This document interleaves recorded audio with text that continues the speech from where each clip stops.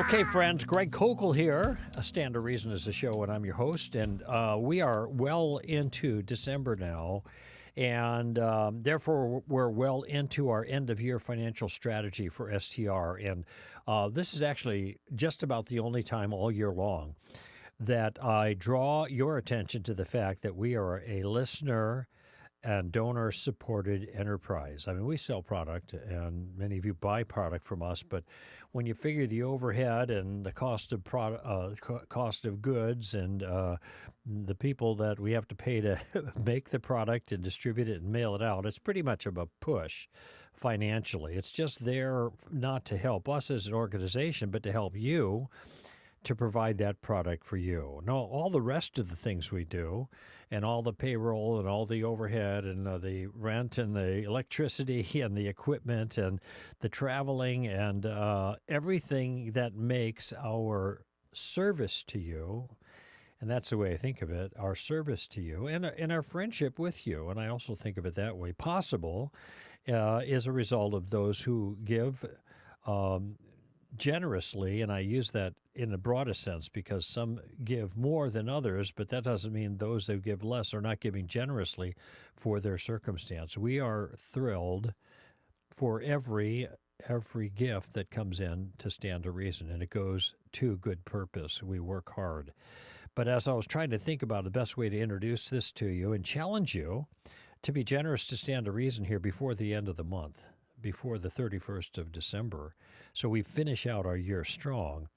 I was trying to think of a, kind of a way of characterizing what we do that would kind of make sense the way we see our efforts. And I remembered baseball legend Cal Ripken, who became famous because he showed up to work for every game 2,632 times in a row. Yeah, he still holds the record. He's retired now for a long time, but nevertheless, he was great because he was consistent, he suited up every day, and he did his job. And that is, I think, a good characterization of Stand to Reason's work ethic. That for 3 decades now, and this is our 30th year, our celebration, you know that, for 3 decades we've been showing up every day, we've been doing our job, and training ambassadors for Christ. And our style is we don't swing for the fences. We're not trying to hit homers. We just want to hit singles and doubles. And over time, over 30 years, all of those base hits have added up to a massive impact in the lives of people. And so we've been showing up for 30 years. And for 30 years, our faithful partners have been showing up too, consistently giving and hitting their singles and doubles, keeping us in play and moving the game forward. And this last year, we've had tremendous motion forward. Our partners have helped us accomplish tremendous things. We've trained over 12,000 students and leaders at the Reality Student Apologetics conferences. Unbelievable for us, especially it started out small and it has just blossomed and continues to grow. We've launched 88 Stand to Reason outposts in 31 states and 4 countries. We've added 7 new STRU courses, which have equipped over 10,000 believers online, and that's just the tip of the iceberg. And of course, we don't charge for any of that. Well, we do charge for reality, but that's a little different circumstance. We're partnering with a church that has a venue, and there are expenses involved, but we don't charge much, even for that. We want to continue that momentum. We want to continue doing what we've been doing for 30 years in our 31st year, but we want to finish this year financially strong because everything we're planning for 2024 depends on what happens by December 31st. And that's why we're thrilled, and we've been doing this for a number of years, but not at this level.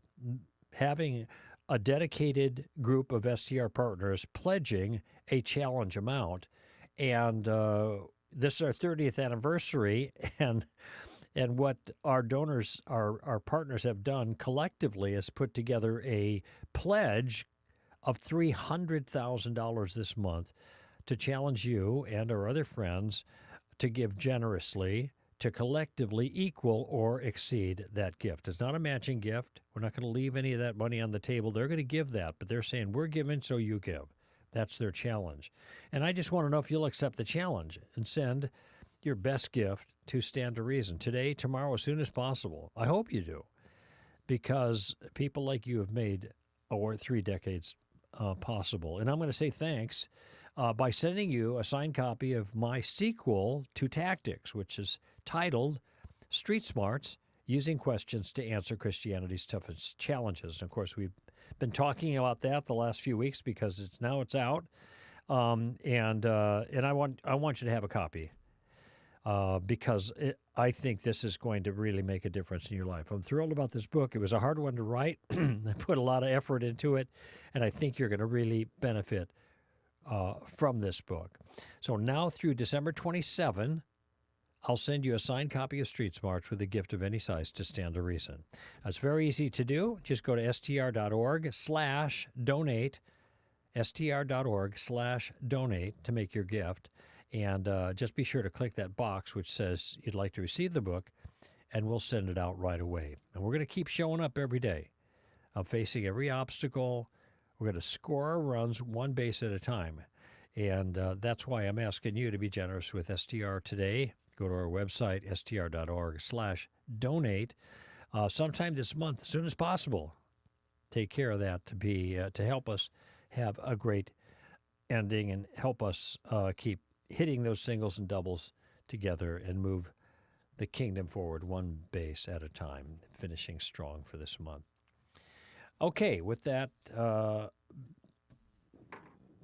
resolved, we're going to do, excuse me, I'm actually recording off schedule here, so this is open mic calls day, and if you would like to participate in this sometime in the future, I have the calls already lined up because people have called in by going to our homepage and under podcasts and then live podcasts. There's a place where you can follow the prompts and then speak into your microphone or computer or whatever you have and leave your question. Or you could just call us directly for open mic calls, and that is 857-DIAL-STR, 857 DIAL, pardon me, STR, 857-342-5787, and leave your question. And so we're going to start with one from Benny, who's being challenged by a Muslim about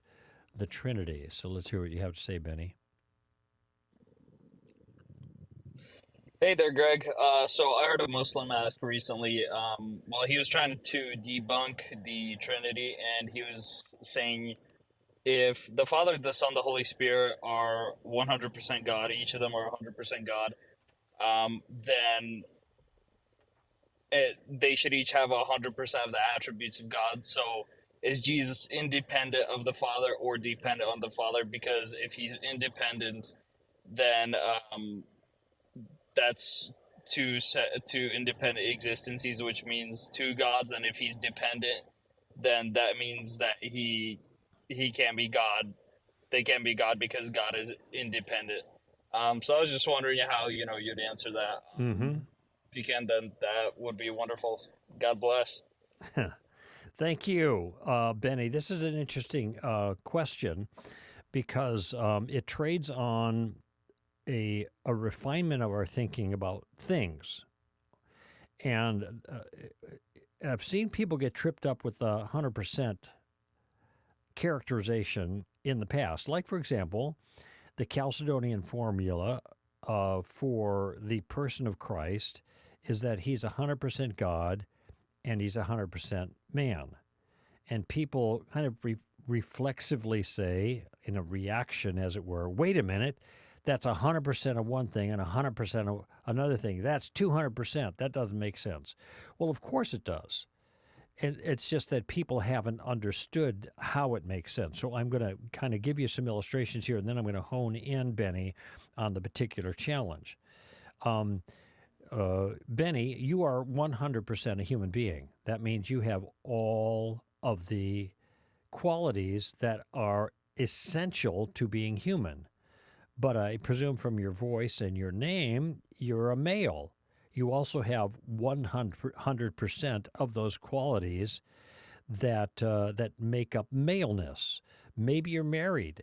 And if you are married, then you have 100% of the qualities of a husband. That is, you have been joined together in matrimony with another woman. So you can have bunches of 100%.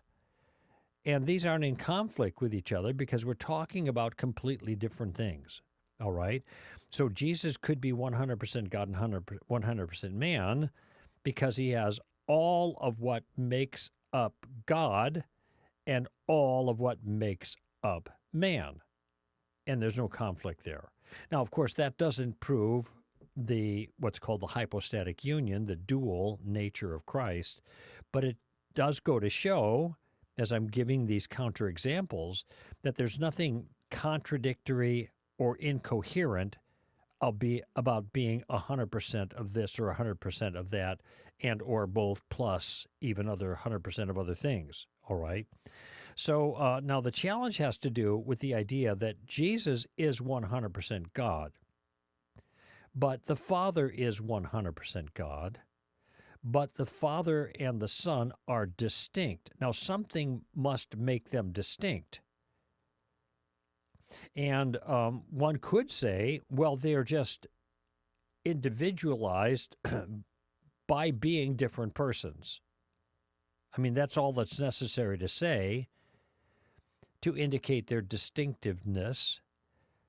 So here's Amy Hall. We're both human beings. This is kind of a broad illustration, but we are distinct human beings. We have all the qualities of being human, but we are distinct and separate humans. She's not me, I'm not her. All right? And so there's no conflict there either. The difference in this particular case is that when we say that Jesus is 100% God and the Father is 100% God, we're characterizing that statement in a different way than me saying that Amy Hall is 100% human and I'm 100% human, because we're distinct individuals where there's only one God in our theological system. Okay, so I'm not campaigning right now for our system. I'm trying to show with a legitimate concern, I'm making a distinction, a clarification that helps you to see that this isn't a problem for our system. Okay? Because the word is has philosophically or just in terms of linguistic use 5 different senses. So you could say a person is flesh and bones. Okay, that's a parts and whole. That's a composite. It is means this and that together. Okay, there's 3 other versions that I can't recall right now, or elements of is, or definitions, or way we use the word is. But the other one that's important here is the is of essential predication. All right, the is of essential predication. What that means is when I say, Benny, that you are human, what I mean is not that you only have characteristics that are true of all human beings, but I am saying at least you have that. You are a human in that you have 100% of what is required for you to be a human being. But you actually have more than that, because you may have certain capacities or capabilities or skills that some other individual who is also 100% human, that humanness is fully predicated of them, does not have. All right? Maybe you can play the piano and I can't. All right? So there are, even though we are both, now I realize we're talking about separate individuals here, but follow me or just stay with me here. Even though we are separate, even though we each have 100% of what it takes to be a human, we still have things in addition to our humanness which distinguishes us one from the other. Okay? So in the case of God, here is our view. There is one God. There is one being who has the divine, the unique divine nature that is self-existent and has those qualities that only a perfect divine being can have. There's one of them in our system. That's true of Islam, okay? Within that one are three centers of consciousness, each of which participates or is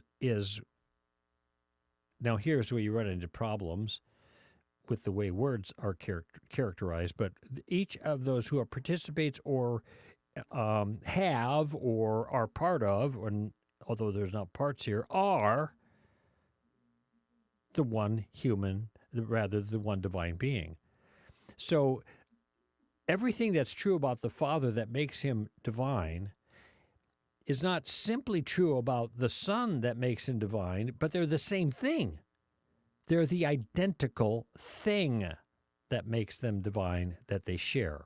And so here, this is the is of identity. And so let me put it this way. If someone were to say, Greg Koukl is the president of Stand to Reason, what that means is that everything that is true of Greg Koukl is identical to the person who is the president of Stand to Reason. In fact, we're not talking about two, we're talking about one. One is the other. Just like, Benny, you could be the father, let's see, do I want to go that way? The person who is the father of your children is also identical to the person who is the husband of your wife. There's only one that is both. And in the same way, the Father, Son, and the Holy Spirit are not identical to each other. That is, everything that's true about one is true about the other, because on our view in the confession it says that it is the Son that proceeds from the Father. The Father doesn't proceed from the Father. The Son proceeds from the Father. There is a distinction between the Father and Son. In this case, a distinction of procession. There's a different quality the Son has, even though he shares the same nature, and I don't mean the same kind of nature, but the exact same identical nature. There's only one instance of that nature in the Godhead, not two or three. And so this is why this solves the problem. The way you put it here, each have 100% of the attributes of God. Well, that would be true. But there are more attributes the Son has that are there are attributes the Son has that are different than the Father. But when it comes to the divine attributes, the shared nature, they're the same. And that's not a contradiction. Now, whether, Jesus' dependence on the Father, here's where we have to be careful how we use our terms. It is the Word that proceeds from the Father, and the Word became flesh in the person of Jesus. And when the Word became flesh in the person of Jesus, that human being named Jesus, who also had a divine nature, along with his human nature, was for that season of his life dependent on the Father. But that was in his incarnation. His divine nature wasn't dependent on the Father because his divine nature was the exact same nature as the Father. All right, so he's not independent in that sense. Look, the Son can't be independent from the Father with regards to their natures because they have the same nature, not the same kind of nature, but rather the exact same identical nature. There's just one, not two. Incidentally, that was the issue, the Council of Nicaea. Did Jesus have a nature that was like God, or did he have the divine nature? That was the debate. Homoousios and homoousios, and the kingdom, as one wag put it, was divided on a diphthong. That is a combination of vowels differentiating the two words. They're in the Greek, okay? So that's the distinction, and the answer is no, he didn't have a similar nature as a separate being, but so that you have a God, the Father, and someone God-ish, the Son. Rather, the Son and the Father shared the exact same individual nature, the divine nature. Okay, once again, what I'm doing here is deflecting a challenge of incoherence regarding the Trinity as properly understood in Christian theology. I have not given evidence for the Trinity. That's different. What I've done is tried to show that this objection does not go through as a defeater of the Trinity, because the objection trades on a misunderstanding of the nature of the word is in this case. And when we say that Jesus is God and the Father is God, that is an is of essential predication. They have the essential quality of divinity, which is only had by one being in the universe, and that's classic monotheism. And so they share the same. They share the same nature, even though they are distinct hypostases or persons, as is more commonly known. So anyway, it's a bit of a mind bender. I did my best to throw the ball so you could catch it, hopefully. But thank you, Benny, for that call. Let's see what else I got here. All right. Well, this is kind of appropriate, given we're coming up on Christmas. And yes, just saying those words causes me to shudder a little bit because all the stress that I associate with the Christmas season. I'm actually having surgery on my foot December 1st. That means I got to put the lights up before that, right after Thanksgiving, because I can't get on a ladder. I can't get on anything. I can't even walk around for 6 weeks to 8 weeks after that surgery. Anyway, all right, so let's hear from Ben Droney on his concern about my citation of Andrew Klavan right around Christmas time. Hello, Greg. My name is Ben. I've spoken to you a few times, both at reality conferences and on telephone calls. So just had a question for you. I noticed that a few times you've quoted Andrew Klavan, who currently works for the Daily Wire. I've also noticed that he has some interesting views on homosexuality, given that his son is homosexual, but then stands pretty strong against transgenderism. I wondered if we should be going by that example, or maybe if we need to think about who we're quoting and who we're kind of following. Thanks. Okay, Ben, thank you for your question. And I think there are times when that may be a legitimate consideration. And so when there is a concept in general that we want to advance, and we have different people that have maybe stated the concept or advanced it or clarified it in a clever way. C.S. Lewis is a great example of doing that. And we want to try to use a source like Lewis, who is noble in all ways, or as far as we could tell. All right. Other times you have people that are making a very unique contribution. The kind of thing that they offer is unique to them. There's no other source for it.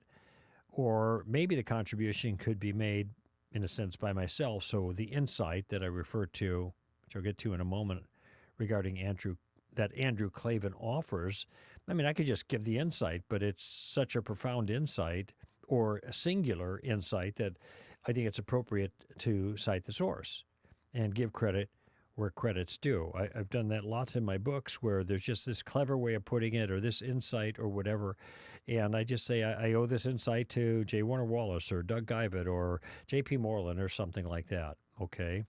I could have just went without saying, I guess, but I just feel more comfortable giving them the credit. Now, in this case, apparently, Andrew Klavan, who writes for the Daily Wire, has views about homosexuality and gender that I would not agree with. I didn't know that.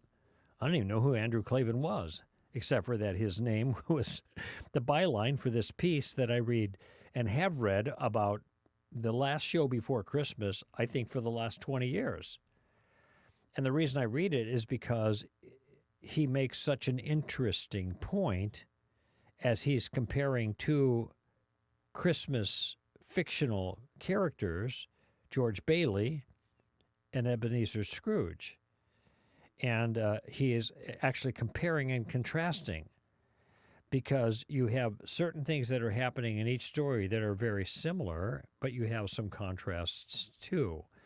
And he makes this point to highlight something unique about Christmas and indeed unique about life and how we look at life. So here's George Bailey, who has given his life to noble causes and thinks he's a failure, where you have Ebenezer Scrooge, who thinks he's a success and hasn't given his life to anything noble. Yet each of them have a radical transformation in the way they view life, though nothing has changed in their circumstances. They have just gotten insight. Now, I think that's pretty good. It's the reason I read it pretty much every year. And in this particular case, I just don't think that whatever political views or personal views he has about sexuality, and maybe even writes about those things, has any bearing on the legitimacy of this observation. And I guess I don't get the sense in reading this piece that he wrote that I'm somehow lending credibility to views that I don't agree with. I guess there are some occasions where that might be the case, and then I'd want to change my my source, or maybe not even, maybe abandon that citation. I'll give you a good example, and it even makes me a little bit uncomfortable now just to mention this name as an example here. But Ravi Zacharias has made a tremendous contribution, objectively speaking. I mean, if you look at the books that he wrote and the ways that his talks have influenced people, that's there. Now, it turns out in his personal life, there were all kinds of problems. I mean, and that's probably an understate. He's been completely discredited as an individual. He's gone now. But the things that were learned about him after he passed away in, 2019 or 2020, have discredited him as an individual. Now, as I pointed out at the time, this takes nothing away from the substance of his writing and his teaching. Whatever arguments for God that he expressed are just as legitimate in themselves, regardless of what we now know about his private life. If there were good arguments then, there are good arguments now.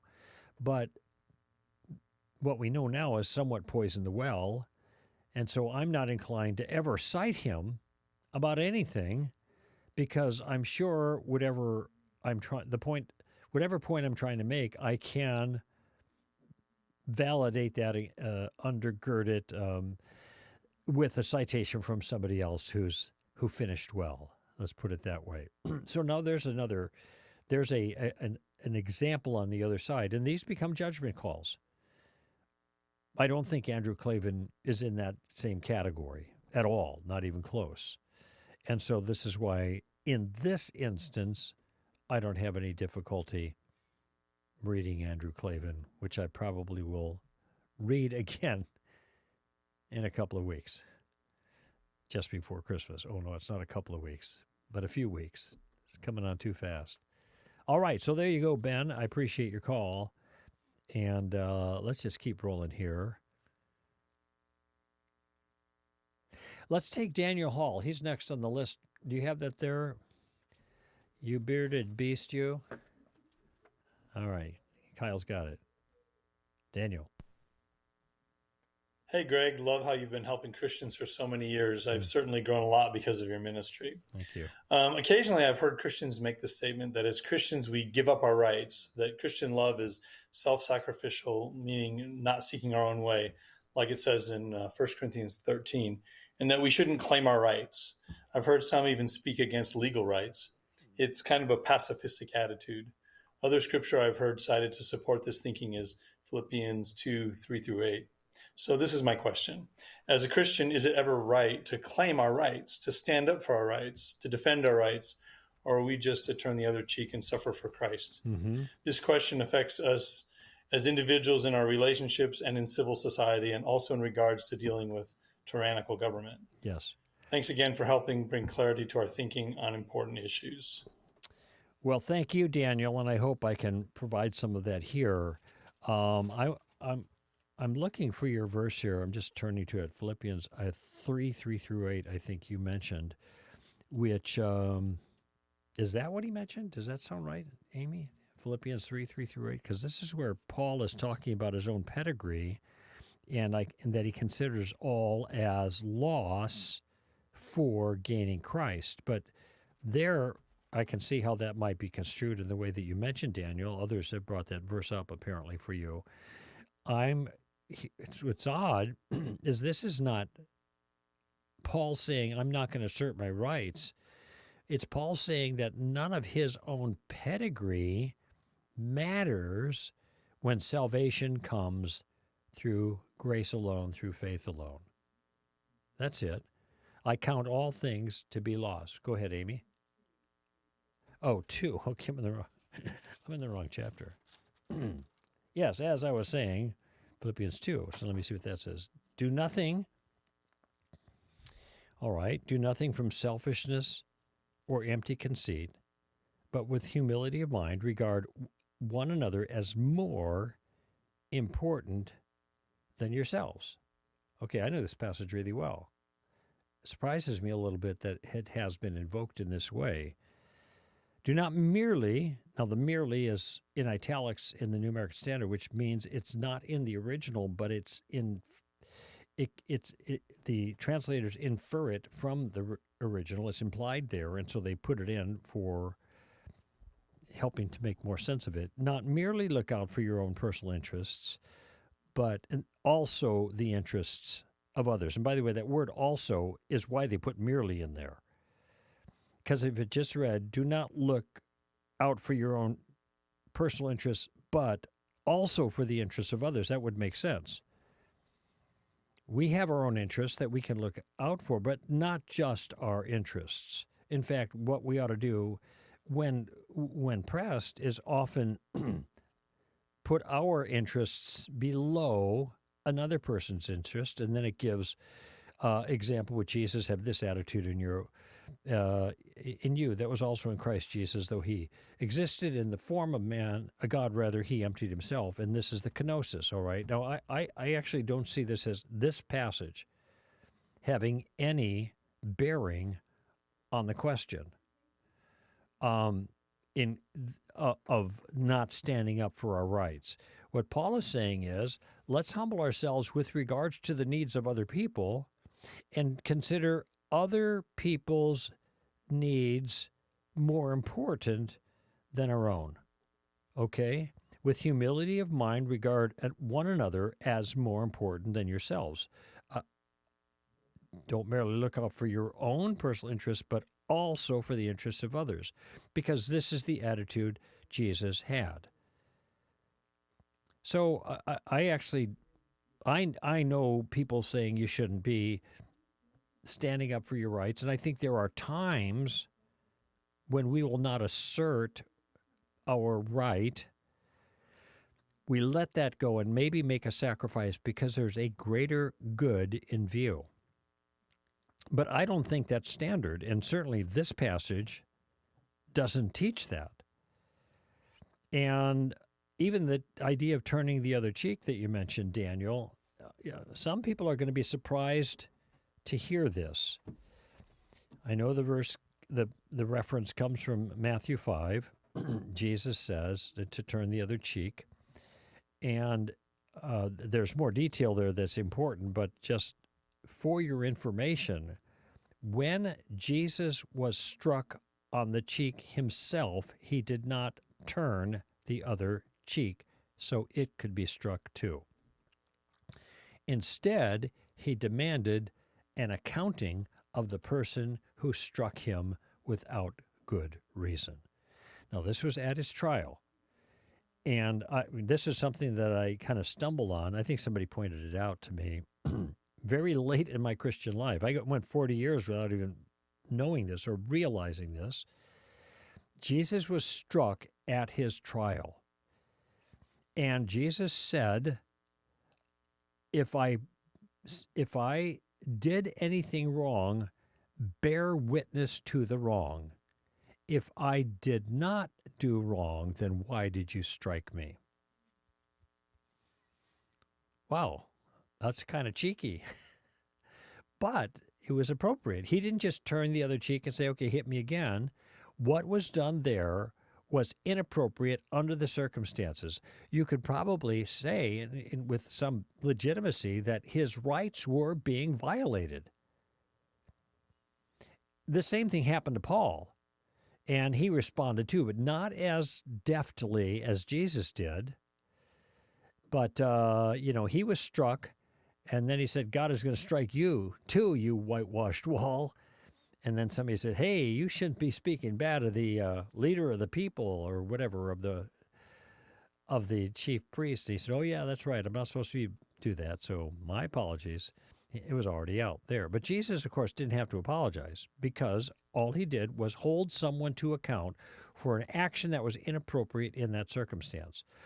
So I do believe we should be self-sacrificial. And Philippians 2 is a passage that does teach that in a certain context.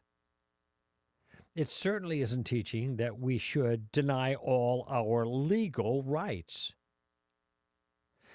It does suggest that there are circumstances then we might be justified in demanding something in a human relationship and we just let it go. Maybe we're having a conversation with our spouse, okay? And our spouse just blows up at us in an inappropriate fashion. Now, we could say, hey, that wasn't fair. You're not treating me the way you ought to treat me. And it might be a completely accurate statement. But you might also realize that in Proverbs it says, he who opens wide his mouth comes to ruin. And there's safety in just not responding sometimes. And so therefore, when someone does that, you just stay silent instead of escalating the conflict. All right? So that would be a time you're being self-sacrificial. You're just absorbing the mistreatment and you just let it go. And there's nothing wrong with that. In fact, there are times it's the wise thing to do. It's the right thing to do. So there is a sense in which, obviously, Philippians 2, we are to be self-sacrificial, and Paul identifies the circumstances in which that applies. And there are times we turn the other cheek figuratively. If you notice, by the way, when Jesus talks about that, he says if a person slaps you on the right cheek, turn to him the left. Correct? I think that's the wording. Do you ever think about how do you slap somebody on the right side of their face? Well, normally when you slap somebody with your prominent hand, right? And most people are right-handed. If you don't slap a person on the left side of their face with your right hand unless you backhand them. But a backhand swipe is an insult. It's a different kind of hit, right? It's not just raw violence. It's you're insulting somebody, and so when somebody says I got backhanded by that person, what they mean is, well, that person just insulted me, and I think this is what Jesus is referring to there. When you get insulted, You don't take revenge on them. You suffer the insult. You let it go. You, quote unquote, turn the other cheek. But he is not preaching nonviolence there, nor that we should not hold people accountable in certain circumstances for wrong behavior, because he did the very same thing when he was struck on the cheek at his trial. So, hope that helps, Daniel. Moving along here, wow, we're getting a lot of them today. We got a stack of them, too, and I want to thank you guys for calling in, and my apologies that some of you have been waited for months to have your questions answered. Actually, we've had a couple cases, haven't we, Amy, where people have called in on the air to ask the question that's been sitting in our notes for a while. So that's okay, too, if you want to do that. I'm looking at...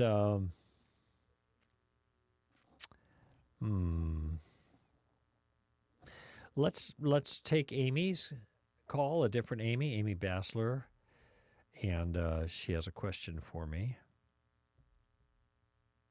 Hi, Greg. My name is Amy, and I first want to say how thankful I am for you and everyone at Stand to Reason. I've really been blessed by your ministry. Thanks, Amy. Anyways, I've had something come up recently with a friend who's a new believer. She told me that her and her husband were going to help move a friend in with his girlfriend, who are both unbelievers. And when I first heard that, it didn't quite sit right with me. So I didn't say anything to her, but just spent some time thinking about it and asking other friends who are more mature believers and whose opinions I really trust what they thought. And most of them said that they would help the friend move in because it was a way to show the love of Christ to them. And it could be an opportunity to discuss the gospel with them. However, after I had thought about it more, I felt that how could you sort of move someone into this situation of continuous sin and at the same time share the gospel with them seems sort of hypocritical. And if Jesus in John 8 told the woman to go and sin no more, then I feel like it would not be a way to show the love of Christ to them. I'm just wondering what your thoughts are and how you would handle that specific situation. Thanks so much. Thank you, Amy, and I sure appreciate the call. I just realized probably no need to read the last names. We have the last name, but I was trying to distinguish with our Amy. But in any event, this is a little bit of a hard one for me because I definitely see your point, and I see the point of the friends who said they can assist. Now, I'm not sure I agree with your reason for being concerned. I have another reason. Obviously, this is a circumstance that entails sin. They're moving in together. I don't think that moving in together is the sin. The sin is the cohabitation or even the sexual behavior that is consistent with the cohabitation, which sexual behavior pretty much guarantee has already been going on. So it isn't like you're encouraging them into a new behavior that isn't already going on. It isn't starting a pattern of continuous sin. It has been continuous sin and will continue on as they live in the same dwelling. I don't see it's hypocritical either. I do have a concern, but those aren't the concerns. A hypocrite is a faker. That's the best way to think of them.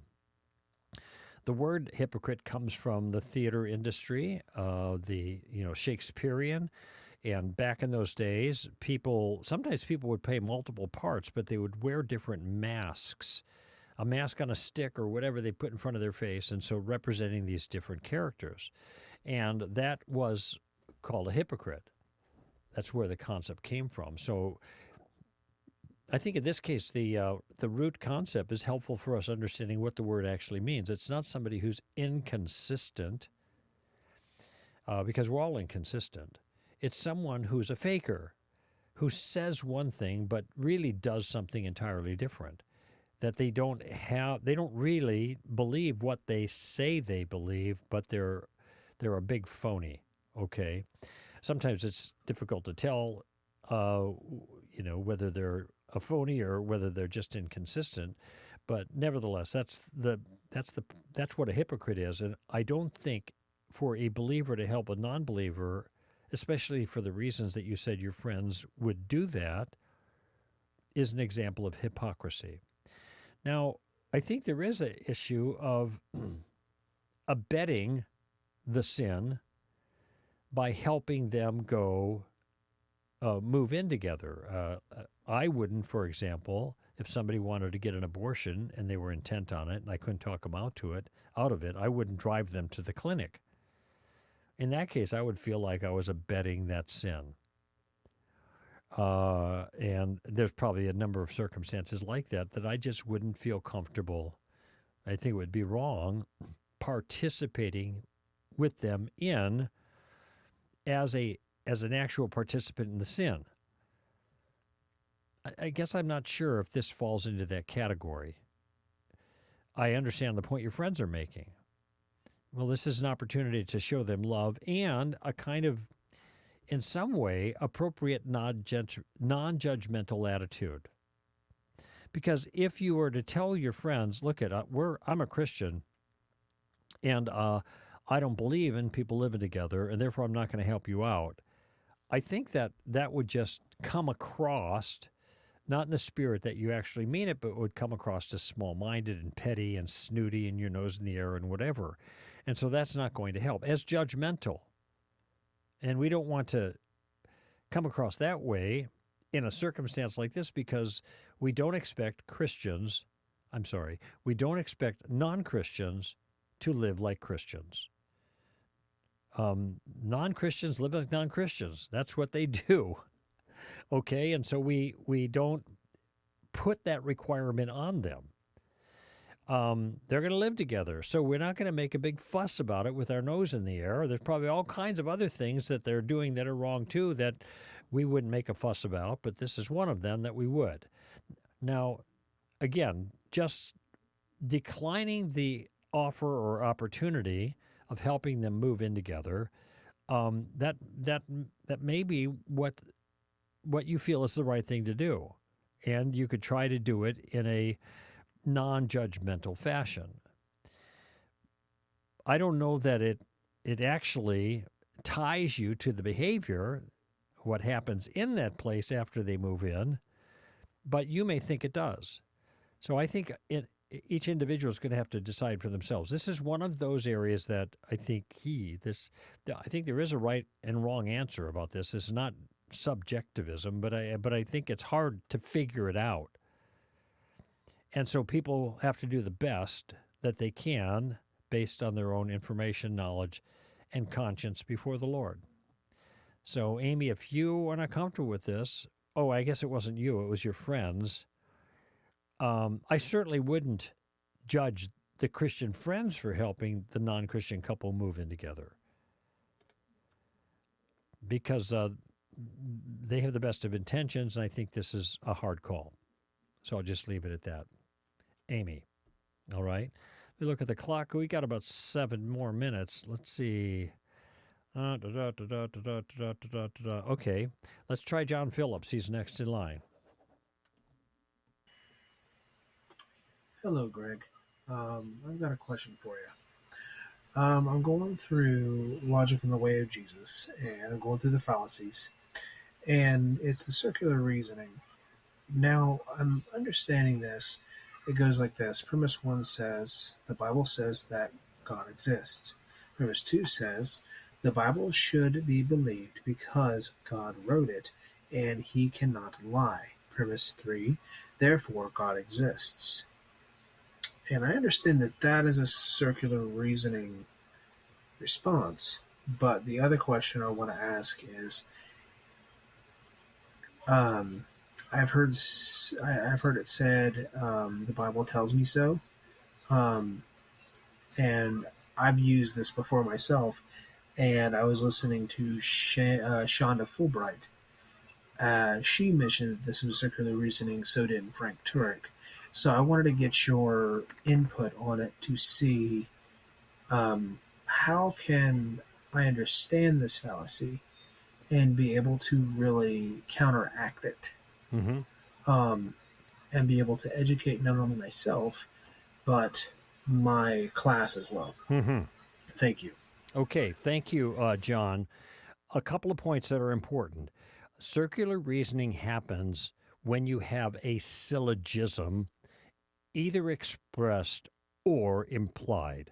Now, a syllogism is a line of reasoning. Okay, the a very simple example is all men are mortal. Socrates is a man, therefore Socrates is mortal. All right. So what you have is two premises that, when taken together, entail a conclusion. They are a certain form, and if the form is correct, which in that case it is, you can readily see that the conclusion follows. Okay, when the form is correct and the conclusion follows from the form, in the example I just gave, then that's called a valid argument. It's valid, doesn't mean it's true, because you not only have to have the right form, and if you don't have the right form, then you have a formal fallacy, but you also have to have true premises. If the premises are not true, even if it's not true that all men are mortal, for example, or if it's not true that Socrates is a man, then the conclusion is not sound. When you have the right form and true premises that don't have any ambiguities in the wording, that's called equivocation, then you have a reliable conclusion. And that conclusion, that syllogism or line of thinking, is then called sound. Okay, so sound reasoning goes through of necessity. But what we have here is God exists. Here's your syllogism, the way you gave it. God exists. God wrote the Bible. Therefore, God exists. Now, that doesn't even make sense to me. But in one sense, it is an example of circularity, and most circular reasoning is subtle. Let me just put it that way. Okay. The problem with circular reasoning is when the evidence you have for the conclusion, let me back up and put it this way, this will be easier, that your conclusion is evidence that you have for your is evidence you have for the conclusion. You have to assume the truth of the conclusion before you can work through your argument, okay? John never lies. You say to somebody, how do you know John never lies? Because he told me so, and if he never lies, he's not going to tell a fib. John never lies. How do you know? Because he told me so. And if he doesn't lie, notice right there, if he doesn't lie, then he's not going to tell a fib. But isn't that what you're trying to establish? How do you know he doesn't lie? You have to assume he doesn't lie for your kind of awkward argument to work. Okay? And so that's an example of circularity. All right. There's I'll give you a not so. Let me check my clock. A not so obvious example. When a materialist complains that somebody has invoked God as a causal agent in some kind of creative act, like the origin of the universe, or especially the origin of life. So we have a biological issue going on there, and they say, well, that's called God of the gaps. Now, why would they consider it a gap? Remember, the evidence that we're trying to present here is to show that an intelligent creator is responsible for the result that we see here, maybe DNA double helix or the information there. And so they say, no, that's the God of the gaps. Why would they say that? They say that because there is no naturalistic explanation. But there will be in the future, they presume. And you've stuck God into a gap there. Now, that is subtly circular because the thing at issue is whether or not naturalism is adequate to explain all the biological phenomena, or do we see things in those phenomena that give evidence for an intelligent designer? And when somebody dismisses the evidence for an intelligent designer, saying, well, you're just filling in the gap, of course we know we're not just filling in a gap. The gap is filled by our solution because there's evidence for the solution. But they are pressing that because what a gap is no naturalistic, materialistic solution. But that's the whole thing that's at issue here. And so they say there's a gap because they haven't found a naturalistic answer. Now they're presuming that naturalism is true and it must be able eventually to fill the gap because it's true. They're assuming, in order to push back on the rationale the intelligent design person has offered, that their view is true, when that's the very thing that's at question. So there. I don't understand why the phrase, "the Bible tells me so," is circular, because it's just one statement. I'd have to see the whole line of reasoning. I could say, I believe it's true because the Bible tells me so. That would be true for me. I mean, I would think that's the case. I could say that. But that's not circular for me to do that. If I said, well, the Bible is true because it tells me so, and it tells me it's from God, and if it's from God, God won't lie, that's circular. I got to presume my conclusion to make my case. Something like that. It's also called begging the question, although I think there's a subtle difference between circular reasoning and begging the question. Anyway, John, I hope that helps you and your class. All right, that's it for this show, friends. Greg Kokel here for Stand to Reason. Give 'em heaven. Bye-bye now.